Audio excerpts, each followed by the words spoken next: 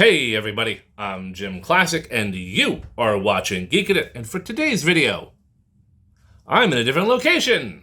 Temporarily, permanently, working that part out, but new location.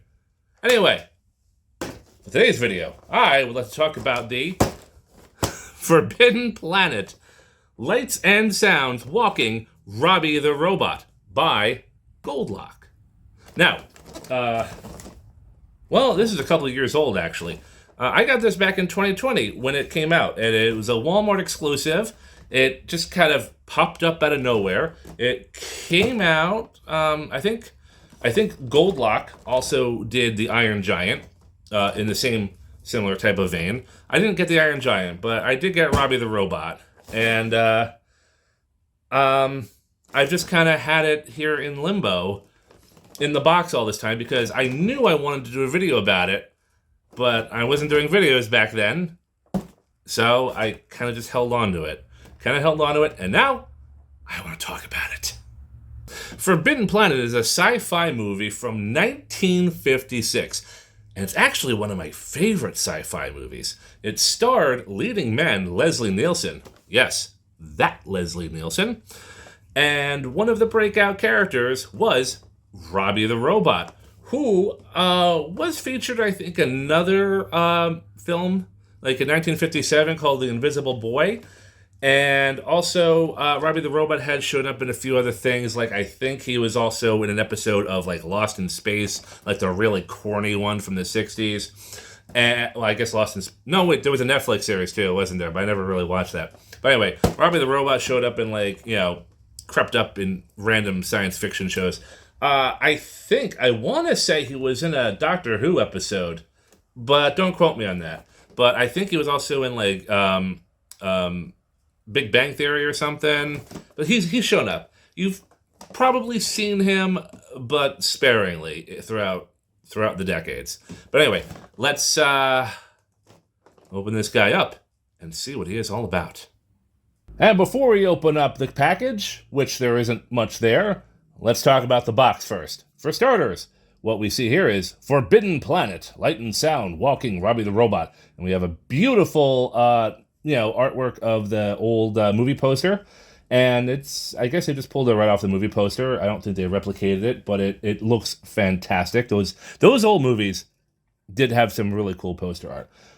Up here we see Blazing Lights, Walking Robot. 3 and plus, which means I'm old enough to try it. And there's a try me thing right here. Push the button. Should I push it now? Should I wait till I open it up? I mean, I already know. You don't. You might not. Maybe you do. We'll wait till I open it up. Anyway, moving the box over to the side, we have Forbidden Planet, Light and Sound, Walking Robby the Robot. And we have a more better sample of the old movie poster. And again, I just think it looks fantastic. It looks great. It looks so freaking cool. And then at the back of the package, we have Forbidden Planet, etc., etc. Product shot, spinning motion, motorized walking action, cosmic lights and sound.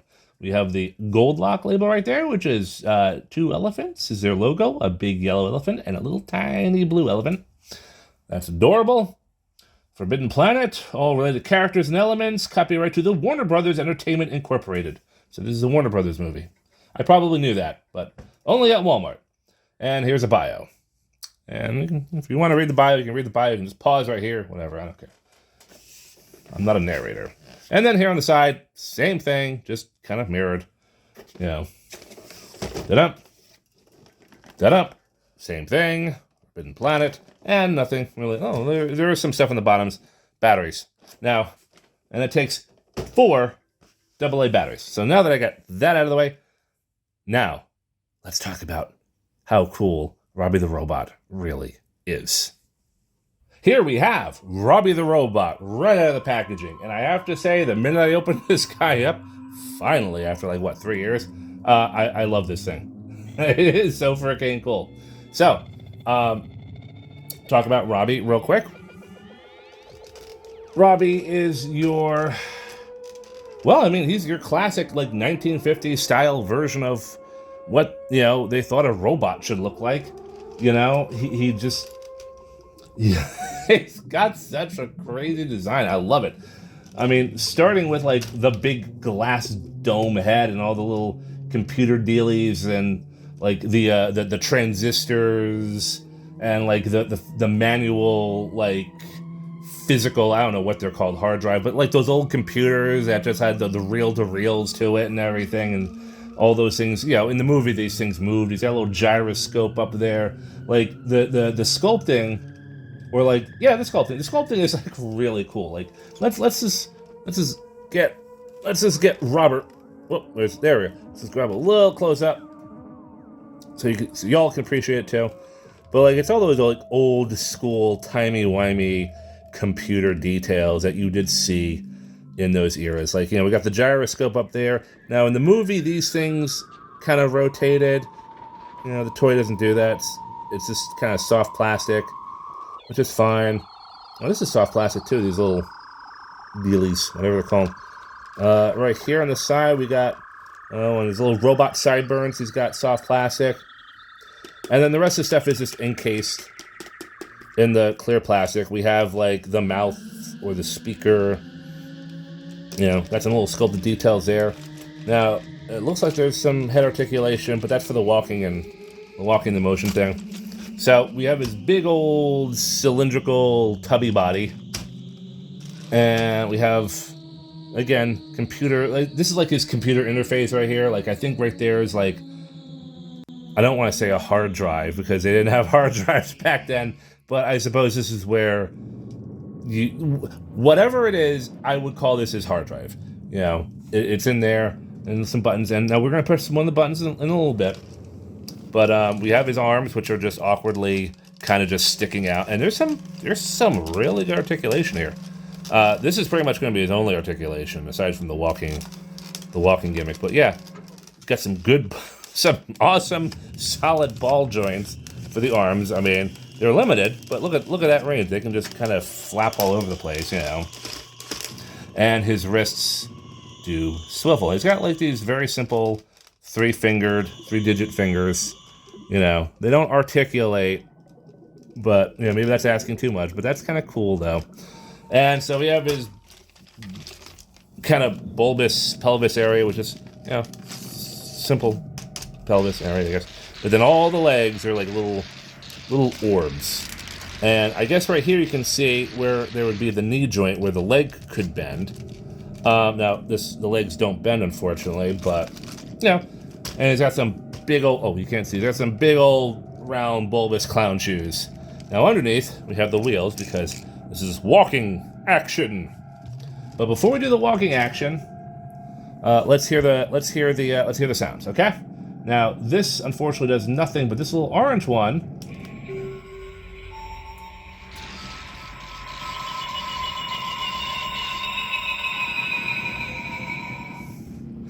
I think that was like the ambient music of Forbidden Planet. We press this again, and it's the same thing. That's okay. Can't win them all.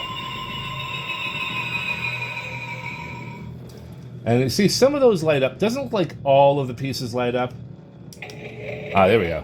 Welcome to Altair 4, gentlemen. I am to transport you to the residence. And see, whenever Robby would start or end a sentence, those little things would go clickety clackety clickety clackety, like he did. It's like, welcome to Altair 4, you know, and whatever. You know, let's move up. Let's move up a little bit. Move up a little bit. This might be a little bit bright. Let's try it again. Hopefully, it's a different sound. Welcome to Altair 4, gentlemen. I am to transport you to the residence. Well, I guess it's not the same. Come on, Robby. Don't disappoint me. Don't let me down. For your convenience, I am monitored to respond to the name Robby. Now, I'm not sure. That might be all he says. I didn't really, you know, give him my full due diligence. But now, let's test out the walking function, shall we? To get Robby the robot to walk, what we're going to do is there is a switch in the very back, right here. And there's a circle, and there's a little rectangle. Now, I don't really tell you what it means, but I'm assuming this is, you know, this is not walking, and this is walking. Oh, and there's the speaker. I didn't mention that before. The speaker is in the back of Robby's back. So what we're going to do is we're going to flick the switch. Now that, hopefully loosen everything up. We're going to put Robby right here on this side, and we're going to push the button. Oh, we're going to push the button. We're going to push the... Oh, no, the battery's died. No. No. Yeah, the battery's died. For your convenience. Oh, no. Well, you know, those are the same batteries that have been there for the past 4 years. I might have to just get new ones real quick. Yeah, so if I flick the switch off, so that still works, but it probably eats up less battery power. I am to transport you to the residence. Ah, shucks. Okay, so I got the batteries replaced. It just took 4 AA batteries. I just had to unscrew the feed a little bit. Let's test this guy out. Hopefully the batteries I got were good. So anyway, I have flicked the switch to the walking position, and I'm going to press the button again. Let's try this out. Look at that. He walks. It's alive. It's alive. Forward, gentlemen. I am to transport you to the residence. Okay, hold on. Let's get this. There we go.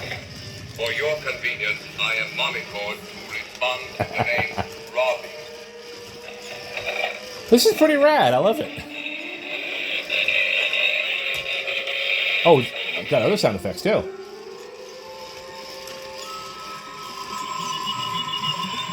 Look at this guy go. Welcome to Al gentlemen. I am to transport you to the residence. Now this is pretty cool. This is pretty I rad. am monitored to respond to the name Robby. Okay, we're gonna switch them off. We're gonna switch them off. Okay, so for anyone, you know, I mean, I'm 42. Okay, I'm 42 years old. Now, when I grew up with like kind of toy robots that could walk and make lights and sounds, and kept my little 4-year-old brain occupied. You know, not my brain, just my 4-year-old attention span. Kept my 4-year-old attention span occupied with like walking robot toys like this that just made lights and sounds, and you know. And I'm not gonna lie, I had a little bit of a nostalgia, had a bit of a nostalgic moment there watching this guy go. So that was pretty rad. Definitely kind of brings me back a little bit. Definitely, I mean, he's done in that style of those old toys. Now, I don't really have too many left, but I have a couple here that survived into adulthood, but only barely. So let's just do some quick comparison, shall we? 2 models -B. I don't really remember this. Like, I remember this thing as a kid, but you know, he was one of those toys, lights and sounds, the eyes lit up. I think that's a speaker. You know, it would roll around, put some batteries in there. Yeah, up. Probably, no, it's not corroded. It's in pretty good shape. But like, it just kind of rolled around and made lights and sounds, and you had to hit the button up there or something. And the only other one I have is his literal clone, Magic Mike 2. Now, that one's got his name right on it. Why he's called Magic Mike 2, I don't remember, because I don't think that's Magic Mike 1. But yeah, these are the only toy robots that I, you know, aside from Transformers, that I had when I was a kid. Like, I probably had that since I was like 4 years old. Probably had this guy when I was like 6 or something. I don't know. But yeah. And then the only other thing I can compare it to that's, you know, roughly its size is you know, Ninja Turtles Krang, which I showed in my last video, because he's pretty big. I mean, Robby here is like 14 inches tall easily. So, you know, he's definitely a big boy. But let's get. He used to be silver, but you know, whatever.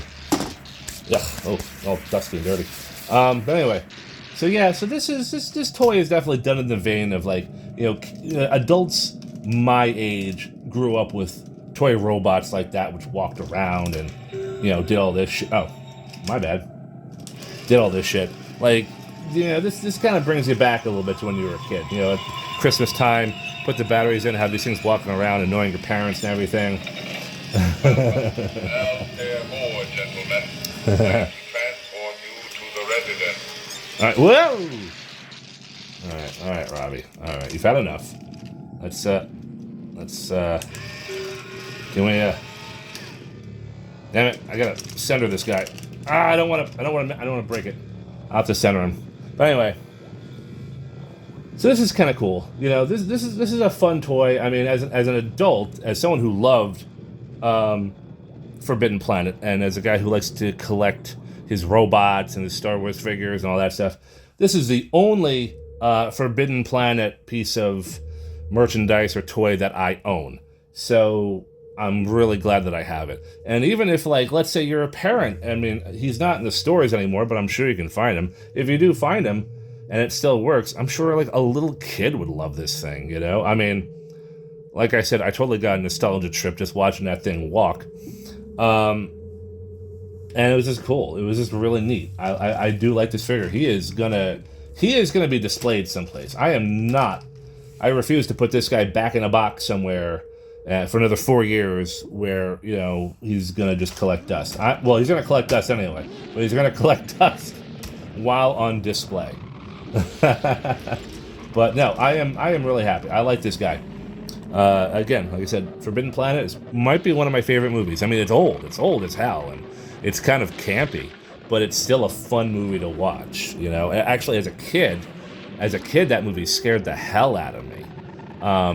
Because of the monster they have in there. It's actually a pretty disturbing kind of monster figure. But, yeah, you know, Forbidden Planet, lights and sounds, walking Robby the Robot. I totally dig this thing, and that's all I really gotta say. I dig it.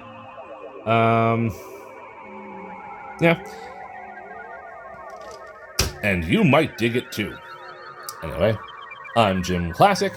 You, have been watching Geekin' It, and I'll see you again next time. Take care of yourselves, everybody.